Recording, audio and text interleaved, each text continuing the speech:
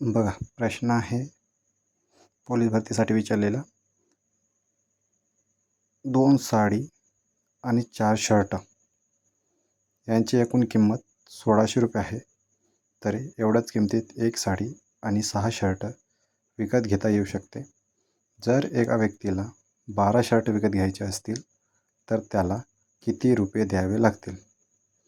पहिला ऑप्शन आहे 1200 रुपये, दुसरा 2400 रुपये, तिसरा 4800 आणि चौथा 5500.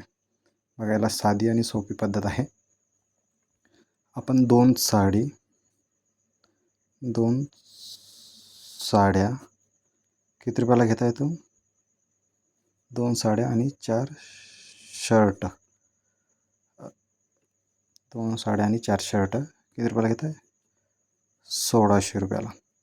2 साडी आणि 4 शर्ट यांची एकूण किंमत 1600 रुपये. एवढ्याच किमतीत एक साडी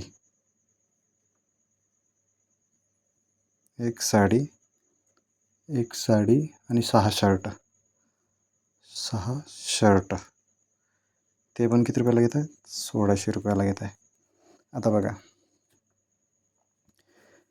इथं 2 साड्या आहेत, इथं एक साडी आहे. म्हणजे हे पहिलं समीकरण, हे दुसरं समीकरण. 2 साड्या आधी घेतल्या, नंतर एक साडी घेतली. अगोदर 4 शर्ट होते, आता 6 शर्ट झाले. त्यांनी एक साडी कमी केली आणि याच्या शर्टाची किती वाढ झाली? 2 शर्ट.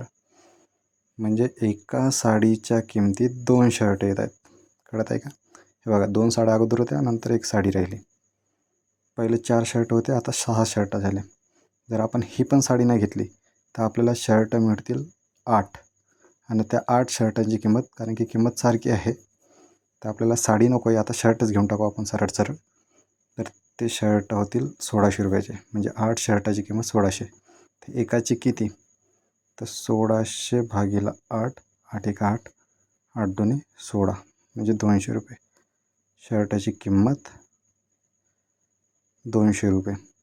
तर प्रश्न म्हणताय की जर त्या व्यक्तीला 12 शर्ट विकत घ्यायचे असतील तर किती रुपये लागतील?